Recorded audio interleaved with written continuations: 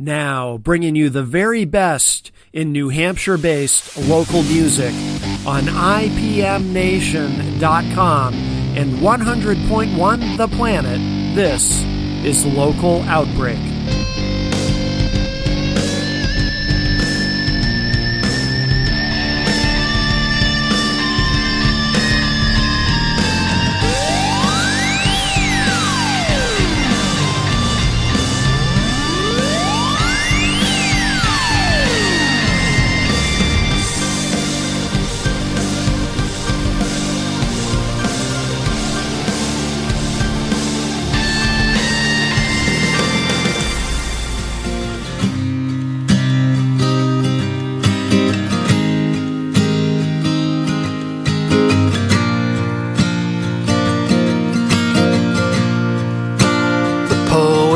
Say love is gonna save us.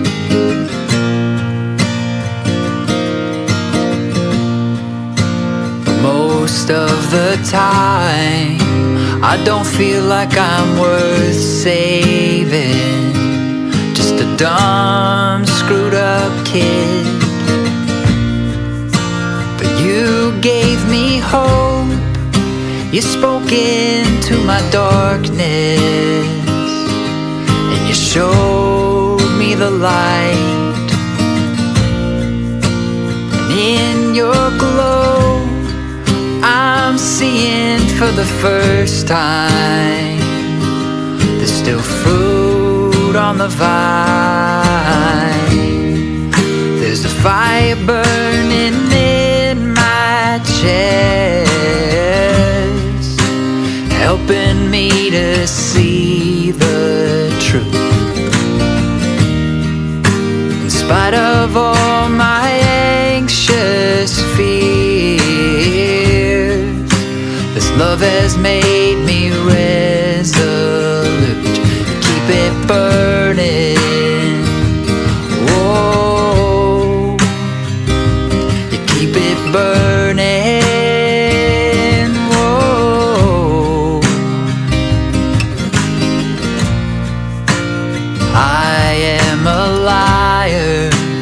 Nothing's gonna change that.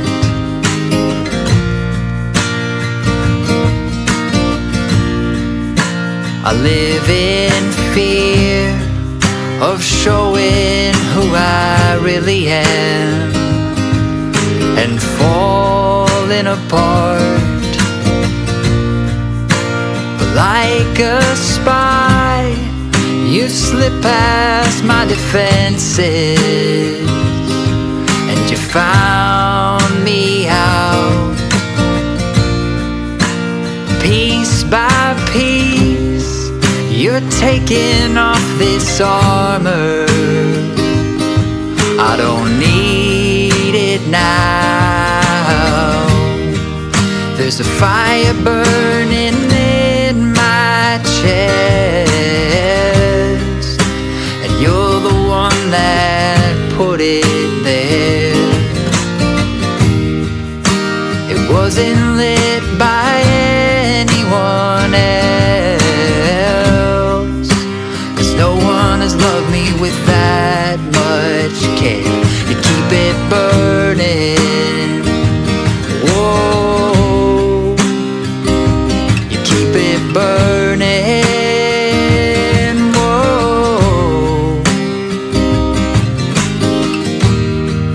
There's a fire burning in my chest,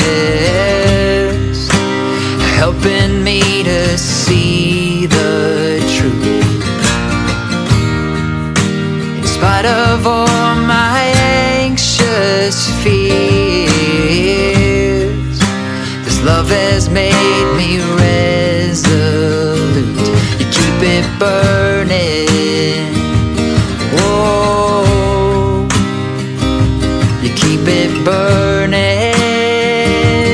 Whoa,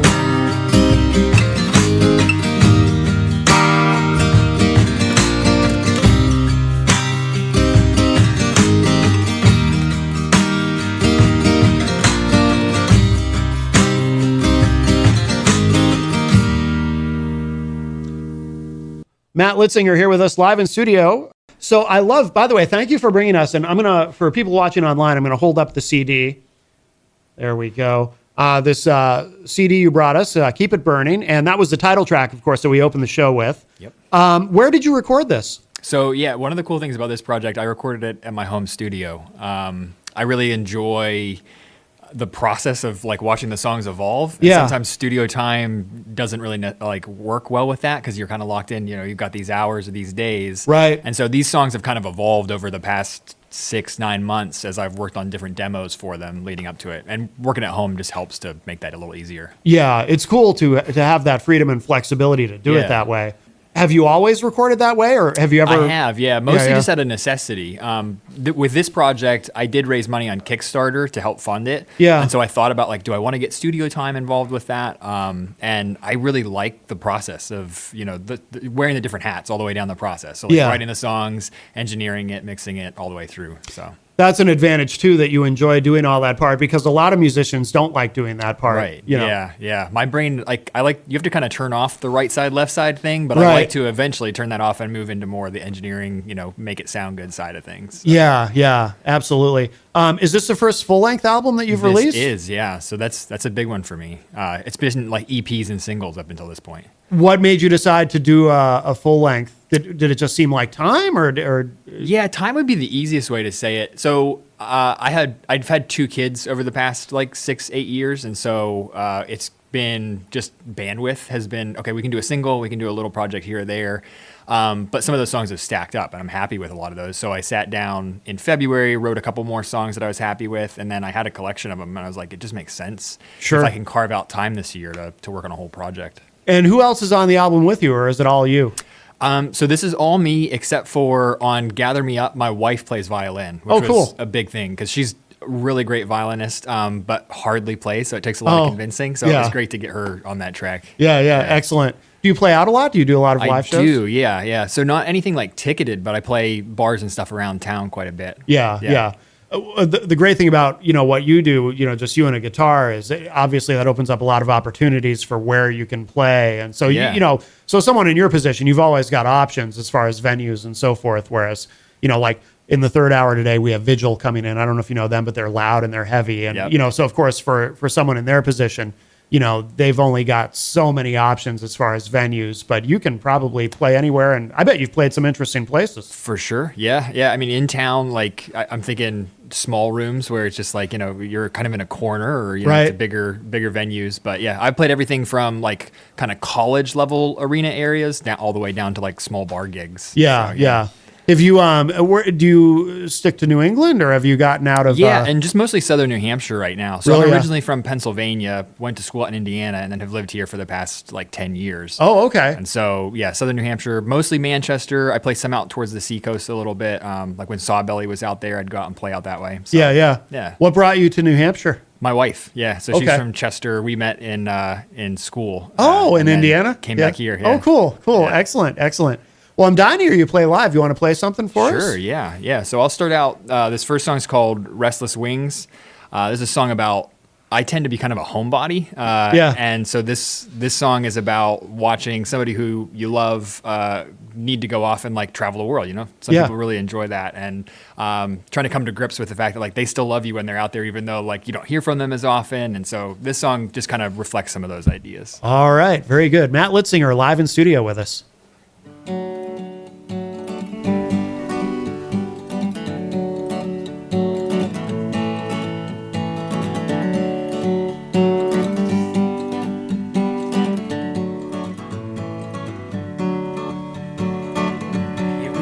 Again, saying our goodbyes, and in an hour you'll be far above the clouds. I'll be looking up at the stars tonight and wondering how long till you come back around.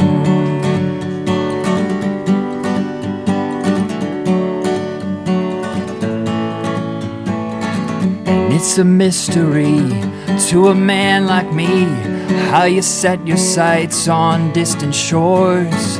Each time you return, I see your fires burn, and it's not long before you're calling out for more. You're restless wings get lighter looking at the sky. 'Cause when you roam, that's when you're most alive.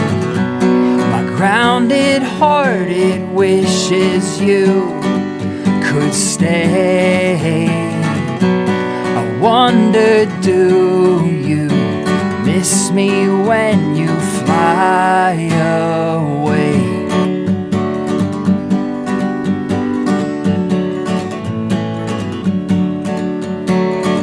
And as I wait for you to return to me, I wonder if you feel the pull of my heart on yours. And as I lie in bed, my thoughts are a mess. I dream you're walking back through my door.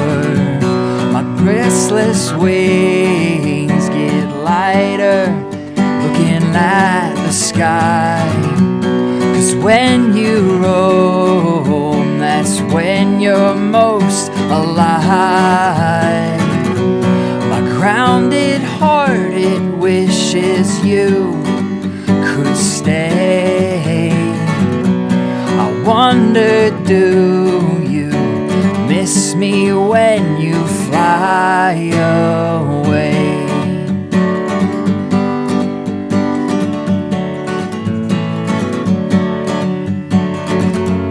Well, I'm not asking you to stay with me here. I just wanna know this love's still real when you're out there. Your restless wings get lighter looking at the sky. 'Cause when you roam, that's when you're most alive. Grounded heart, it wishes you could stay. I wonder, do you miss me when you fly away?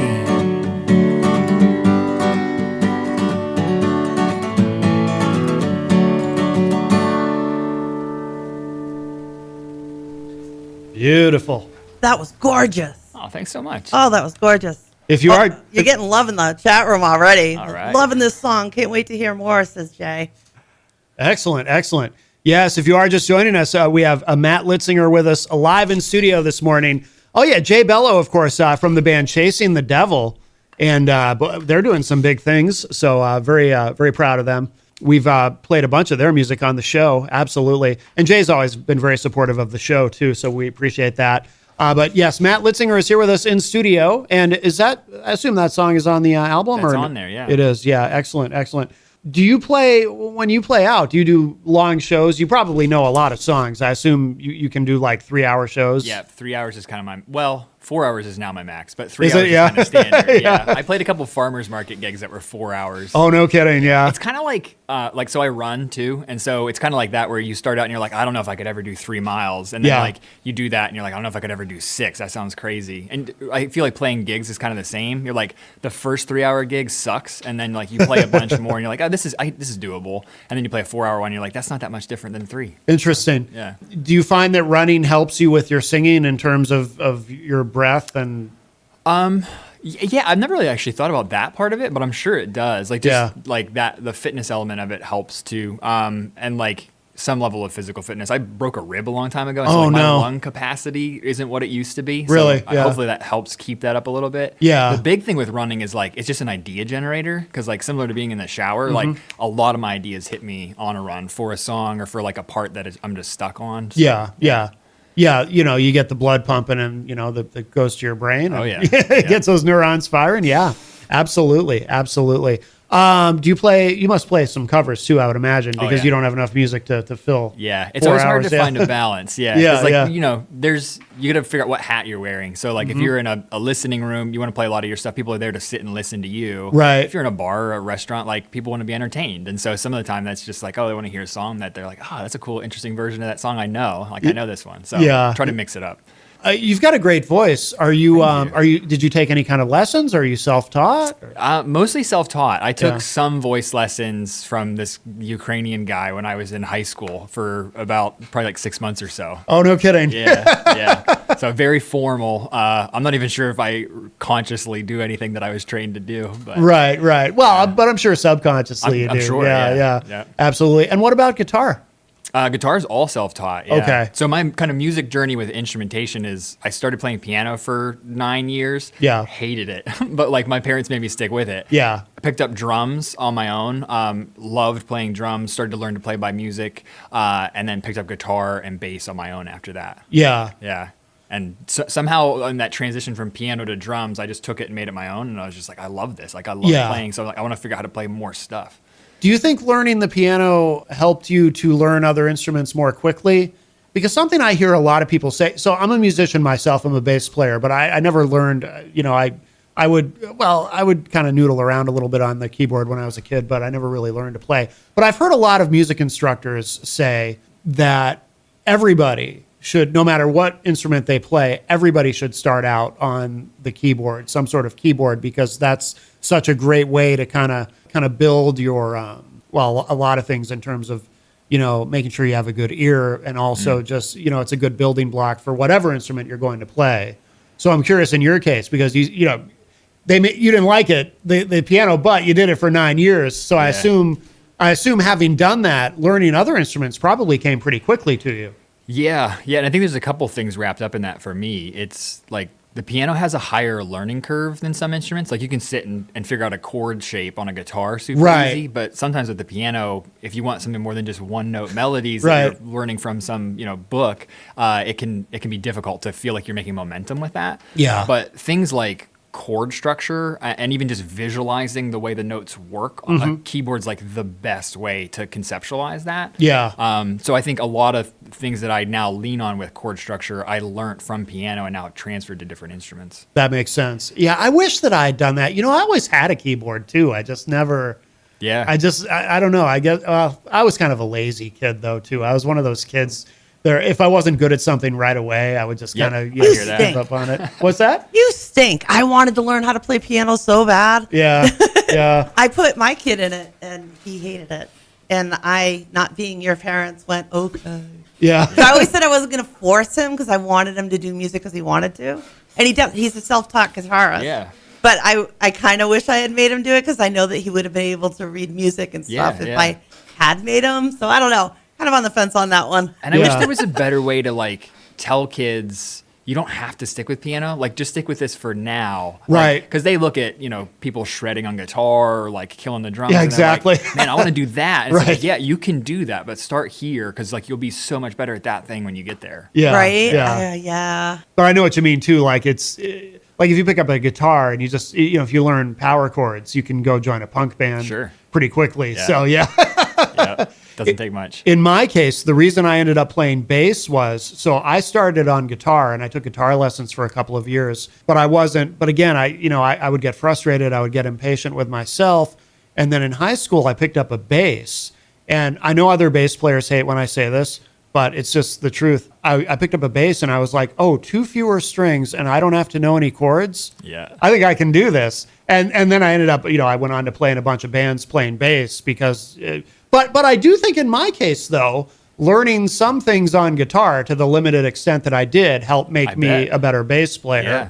Even though the way that I got to playing bass was, again, my own laziness kind of came into play. Yeah. And although I think people like to crap on bass players a lot, but in my experience, the bass players I've played with, sometimes their musical knowledge like blows me away. Oh yeah. Because for being a simple instrument, so to speak, with only having 4 strings, their conceptualization of chords and like what changes and like what note they're playing in the root and stuff, I'm just like, dang, like they know more than I do about this stuff for sure. We have Aaron Bilodeau coming in second hour. I don't know if you know Aaron, but he's a bass player and he's amazing. Like I watch his fingers and it's like, oh my God, what he can do with that bass, But I never got that far with it. But like you said, on your album, so you play everything except you mentioned your wife plays violin, but you do everything else. Yeah. And I kept it pretty simple. Like I wanted to go for kind of an alt country, kind of like Zach Bryan-y kind of sound.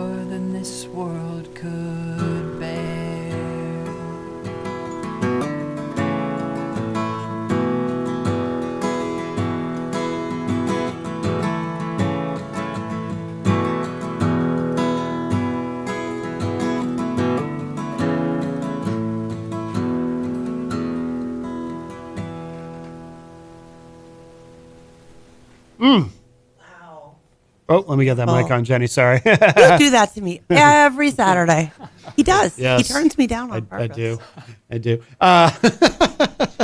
No, that is great. That is great. Matt Litzinger here with us live in studio. Ryan LeMay is in the, I see in the chat room, says, well done. Ryan is a very, obviously, I'm sure you know Ryan. He's a very, very talented musician. I do not know Ryan. Oh, you don't know Thank Ryan? You, Ryan. Oh, okay. You'll probably meet at some point. Also, Eric Manarone, if I'm saying that correctly, says hi all. Hello, Eric, in the chat room. If you are just joining us, we do have Matt Litzinger with us live in studio. He's got this great album, Keep It Burning, really, really good. Are you already working on the next one? So, whereas you record at home and you can kind of take your time with it, I would imagine you're already working on new stuff. Yeah, so it's kind of funny. I'm actually taking a little bit of not a break, but just scaling things back a little bit. Yeah. I had a lot of songs written for this project, and so I had the benefit of being able to pick just the ones I liked the best or that worked most cohesively for this theme. Yeah. And so I had some extra songs that I didn't do anything with yet. So those are kind of in the hopper. I played those live out, just trying to get feelers for how to fine tune them. Right. I have a tendency to write really long songs. So I'm always on the mission of figuring out how do I tighten this stuff up. Yeah. So one of those songs is 7 minutes long. And so it's okay, that's too long, even for a singer-songwriter ballad. So Yeah. trying to figure out how to tighten it up. But yeah, right now it's just kind of scaling back a little bit.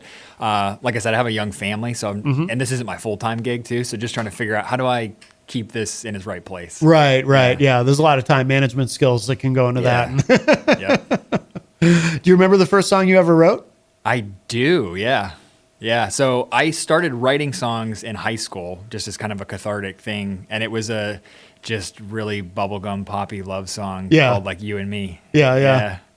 Did it survive? Do you ever It play did it? not survive. I don't know that I could even play it if I had to. Really? Yeah. I don't even think it got recorded. I think it just got played to the girlfriend at the time. And that was okay. I don't remember who it was, but we had a guest on who really surprised me. They could remember the first song they wrote when they were 10 years old, and they still play it. It might have been Kenny Troon. And Kenny, if you're listening and I'm wrong, I apologize. But I feel like it was Kenny Troon. He said, yeah, I still play my first song. It's wow. Man. Yeah. I'm always jealous of those guys. Yeah. That you can go back to your back catalog and still have just the muscle memory to pull it back out. Right. Who, can you tell me about influences? In terms of songwriting, who influences you? Yeah. So I like a lot of singer-songwriter stuff that has more of a Americana kind of rock background to it. Yeah. So modern influences would probably be Jason Isbell's a big one.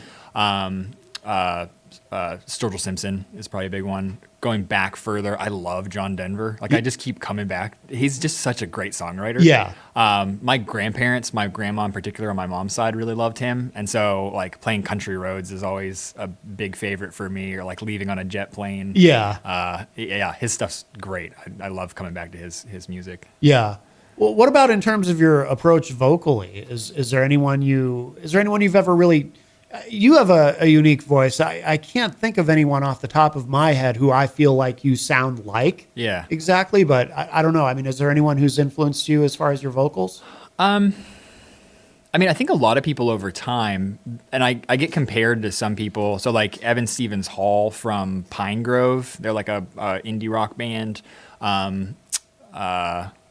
The guy from the Decemberists, who I'm blanking on his name right now. Yeah, I can't remember either, but I know who you mean. Yeah.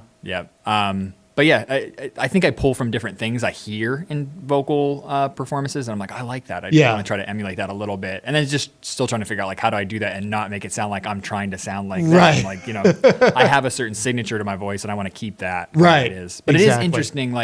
Listening back to material from 10 years ago to now, it's crazy how your voice changes over time, and that I even listening to other artists that happens so much too. Mm-hmm. But it's really interesting to see, and it's very much a subconscious thing because it's I didn't decide I'm gonna sit down and record this song so that it sounds like this. Yeah, I've always been kind of fascinated by that with vocalists. How some people's voices do change over time as they get older. Their voice gets deeper, but some people, it seems like it. You hear something they record, very they might be a 60-year-old guy who sounds just like he did when he was 20, and it's or at least in the studio. Yeah. Maybe not live, but it's interesting how some people, their voice really changes and some doesn't. I imagine too, part of that comes from, a lot of musicians, drink and smoke, and that'll change your voice certainly. But I think for a lot of people too, their voices just kind of get deeper naturally as they get older. But yeah, some people just sound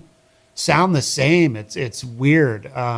I think Billy Joel is an example of that. Like, that's true. Yeah. Like if you go on YouTube and you pull up a Billy Joel video of him performing live in recent years, he kind of sounds the same as he did when that first album came out. It's weird, but the time goes so fast. You want to play another one for us? Sure. I want to get at least one more live one in before we run out of time. If you are just joining us, Matt Litzinger is here with us live in studio. And I did confirm with him, I am saying his name right, because I wasn't sure if it was Litzinger or everybody always asks. It's always short eyes. So. Anybody ever get it wrong, like on a poster or something? Sure. Not on a poster, but that's saying good. It out loud, people do quite a bit. Yeah. Matt Litzinger is here with us in studio. What are you going to play for us? Yeah, so this next one's called I Don't Know Much. It's on the record as well. Okay. It's a song. I have 2 young kids, and they ask a ton of questions. Yeah. And I've gone through this phase of, like, in my 20s, I felt like I had to have the answer to everything all the time. And in my 30s, I'm really kind of okay with it's okay to just say I don't know. Right. And I'm more and more aware of the sense, like, when people try to tell you they do have all the answers to everything, to be highly skeptical of that. Yes. And so this song's about just being able to go through life and being okay with not having the answer to everything. Oh, I like it. All right.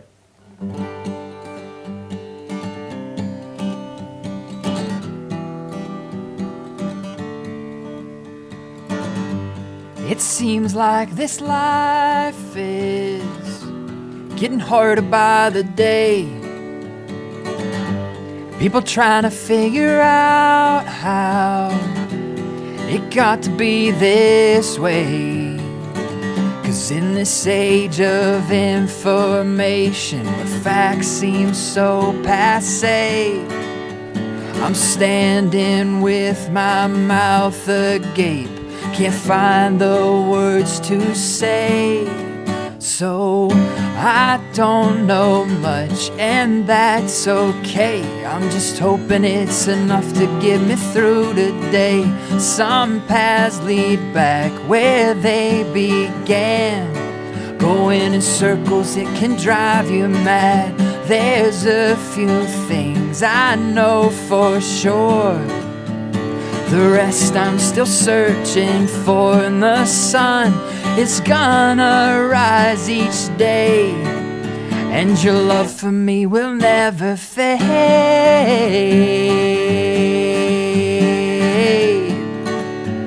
Your love for me will never fade.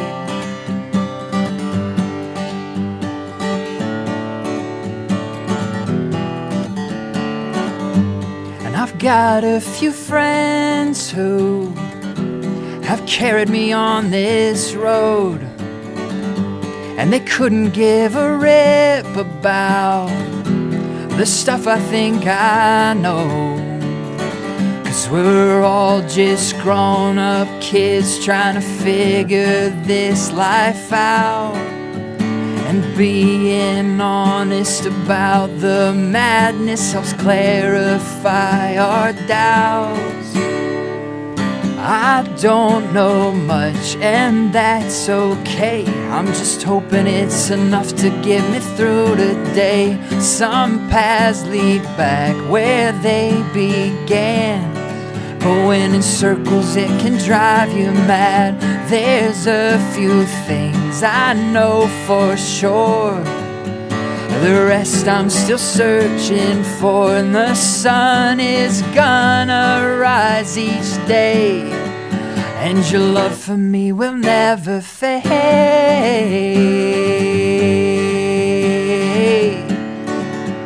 Your love for me will never fade.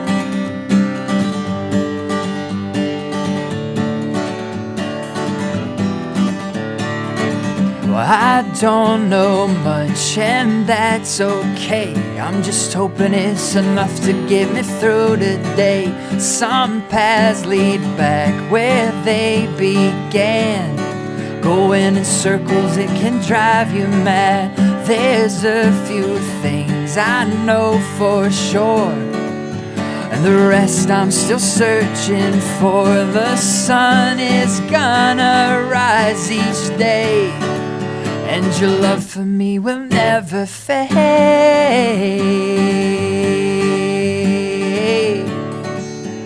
Your love for me will never fade. Oh, I love that. I love that. What a great song. If you're just joining us, Matt Litzinger is here with us live in studio. What's that one called again? It's called I Don't Know Much. I Don't Know Much. Great song. Great song. You're getting some love in the chat room, too. Tom Russo, who's been on the show a few times, very talented musician, says, sounds great. Nice lyrics, great voice, and song. Thanks, Tom. Absolutely. And by the way, Tom, I owe you an email, and I will get back to you, I promise. DJ Steve, also in the chat room, says, good morning, Matt and Jenny. I am really enjoying this. Thank you, sir. Thank you. DJ Steve. Let's see. Yes, we do have Matt Litzinger live in studio with us, and we've been he's been playing some songs from that one's on the album too, I assume, right? Yep. Let me for those watching online, the video component of the show. Let me hold this up again for everybody. This is the album, Keep It Burning, a full-length album from Matt Litzinger. This is all online too, right? People can get this online. Yeah, all the streaming services. Excellent. And what went into the decision to make physical copies too? Because not everyone does, although it seems like lately most of the guests that we have are doing CDs. There was a period of time where it seemed like no one was doing CDs, and then now everyone is, which is great to see. Some people are even releasing vinyl, but what went into the decision to release a physical copy? Yeah, so part of it was I did a Kickstarter campaign, and so just having some type of physical reward for it felt important. Yeah. And people took me up on that quite a bit too. Just kind of have like a signed, even if it's just memorabilia and you never like open the cellophane to it. Like, right. Just having that, people really like that. And at live shows too, like being able to go away, like I like this experience and I want to take something home with me from it. Right. I don't even know how many people really have CD players. Like my vehicle doesn't have a CD player in it. Yeah. My truck does. My old, it's like a 2006, but like my newer car doesn't have a CD player. Right. Yeah. Way back when people were predicting the total death of CDs, I think what kind of kept CDs going was, to a large degree, just people still having CD players in their cars. Yeah. And of course, new cars now don't have them. But I think you're right too. People like having a physical copy. Especially if you're a big fan of somebody. And yeah, most of them probably, they may not ever open it. They just want to have it to support you and to support your work. And that's my theory with vinyl too, because I think even fewer people have record players. But vinyl is still, I think 2020, it was either 22 or 23 was the first year that vinyl had actually outsold CDs. I saw a chart for that. Yeah. Yep. And I'm convinced that most people who purchase vinyl never open it. Mm-hmm. They just, if you're really a fan of an artist, because who has some people have record players, obviously, but I think most people, they purchase it and they don't open it. They just want to have it. And if you're really a big fan of somebody, it makes sense to do that, certainly. For a part of it might be self-serving too, because like I've always liked listening to full records. Yeah. And like I think that just goes back to like it was your only way to listen to things before Spotify would recommend things after you listen to a track. And so I like sitting, especially from a songwriter perspective, how'd you sequence this? Like how do these songs tell a story together? I love that. And then being able to like look at the liner notes, especially, man, like we all miss out on that now. So. Oh yeah. Especially when I was a kid, I used to love looking at liner notes when I'd get a new CD. And just seeing what information, pre-internet, just seeing what information I could glean from just from the liner notes, which usually wasn't much. But if I was a really big fan of somebody, just anybody, I could, who was the engineer on on this, just any little bit of information, but I'm a very curious person anyway. So anything I could learn from liner notes was great. Yeah. So that's excellent. Is this your first physical release? This disc? Yes. Okay. Yeah. So this would be the first. I made some very homemade copies of early stuff, but this would be the first professional release. Yeah. No, that's excellent. It's funny. Back when so there was a span of time when I first started interviewing musicians on radio shows and podcasts. There was a span of time where, like I said, nobody was really releasing CDs, but people would still people would actually give me music on their CD instead of doing it like now where you just email your music to somebody. People would actually give me music for the show on a CD that would not be professionally produced. And I couldn't even count the number of times someone would hand me a CD on their finger. You know what I mean? Case. No case. That would happen a lot. And it was always like, really? This is how you're giving this to me? They'd write on it with a Sharpie what it was, and then hand, here's the CD for the, you need this for the show, right? It's like, yeah, thanks. We actually have a CD player here. I think Rob is. Oh, wow. Yeah, Rob Azevedo from Granite State of Mind. I think he's the only one who actually uses it. I've never used it, but we do have a functioning CD player here. But no, I think it's cool that you're doing that. And I like, now you mentioned too, I think this was off air, you mentioned this, your wife is a graphic artist? She is, yeah. Did she do all the artwork? So yeah, I had my friend who's a photographer, Rebecca Scatting, did all the photography inside and out. And then my wife did the layout and all the design work. Okay, yeah. Excellent. Yeah. No, that's great. That's great. And you brought us a couple stickers too, which is good. Oh yeah. You mentioned your wife made those. Jenny loves stickers, as you can see from the back of her computer. Stickers are the best. Yeah. That's right. We have time. You want to play one more? I'd love to. Yeah. Okay, awesome. If you're just joining us, we have Matt Litzinger here with us live in studio. What are you going to play? Yeah, so this is an older one. It's not on the album. It's called Time Turner. So there's an old family story of playing board games and somebody asking someone to turn that little sand timer. And it started this song idea in my head of like, man, time slips away. And we've got a lot of songs about that, but how do I write it from this like appealing to a higher power to say like, hey, can I just get a little bit more time? Can you slow this down a little bit? So this is a song about that. All right.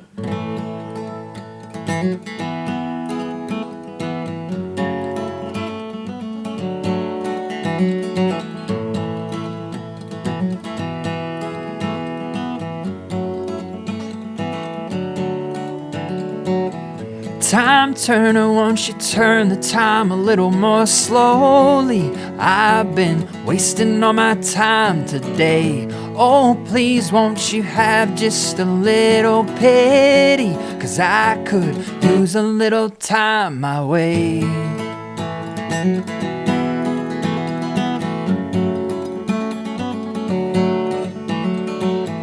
Time turner, won't you lend me your ear for a moment so I can plead my case to you? Seems like I'm always running in circles. My burden's heavy and my moments are few.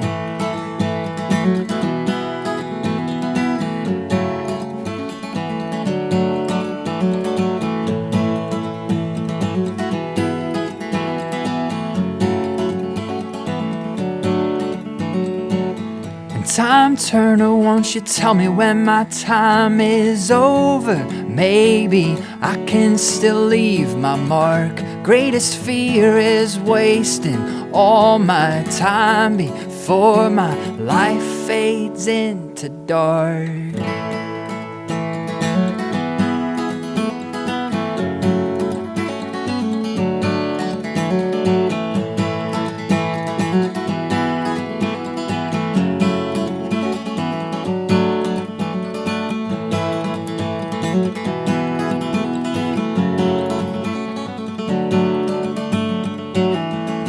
Time turner, won't you turn the time a little more slowly?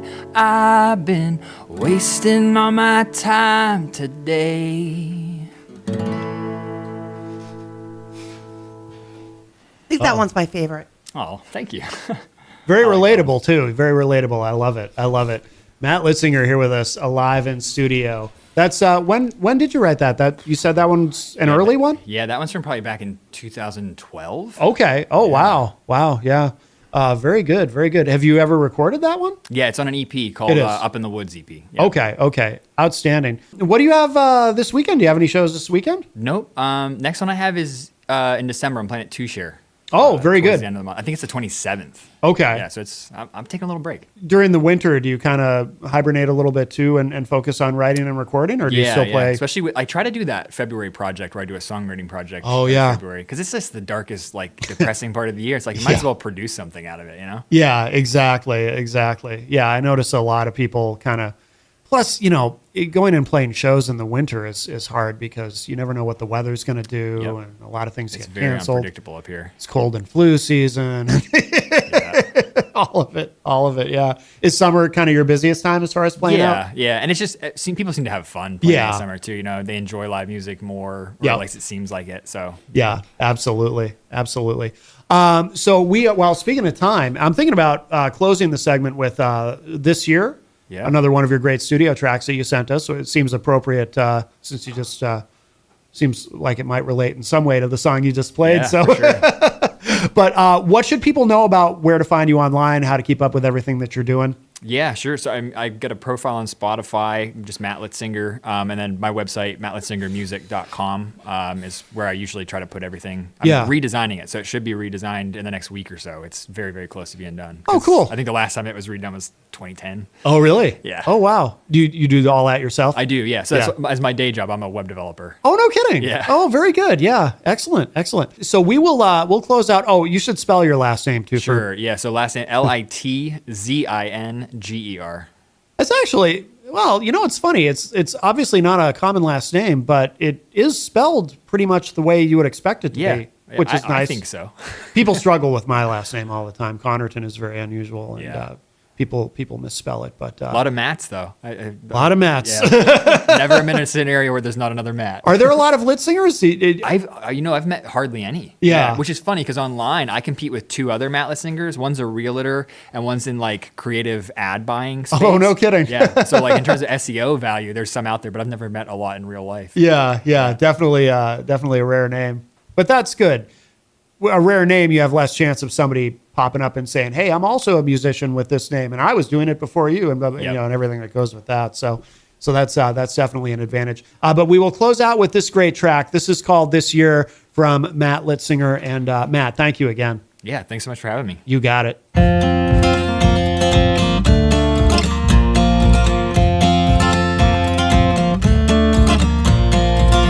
I'm looking up, I'm looking ahead.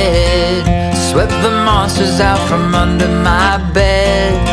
I'm moving on from what might have been. I'm getting ready to shed this skin. All this time that I've wasted, it's given me a reason to say, this year I'm gonna do things different. I'm gonna see the hard things through. My gaze is set and I'm not gonna waver. I'll be standing here, it's true. I'm gonna try to do it better this year.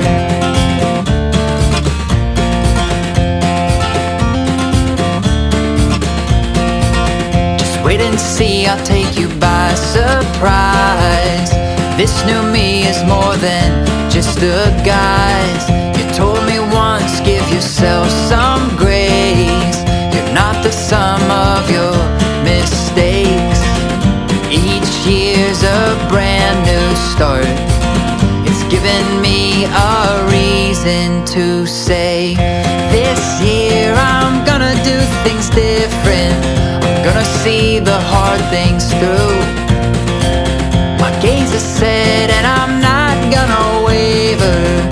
I'll be standing here, it's true. This year I'm done with the excuses that kept me shackled for too long. I reached a point where I was down for the count, but I live to see a new day dawn. I'm gonna try to do it better this year.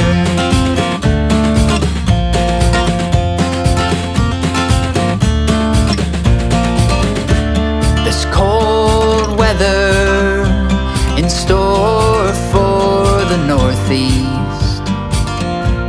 I might not see the sun for a couple of weeks, and maybe I won't do all the things I set out to do, but I'll take a few steps and I'll grow a little too. 'Cause this year I'm gonna do things different. I'm gonna see the hard things through. My gaze is set and I'm not gonna waver. I'll be standing here, it's true. This year I'm done with the excuses that kept me shackled for too long. I reached a point where I was down for the count, but I live to see a new day dawn. I'm gonna try to do it better. Lord, I hope I do.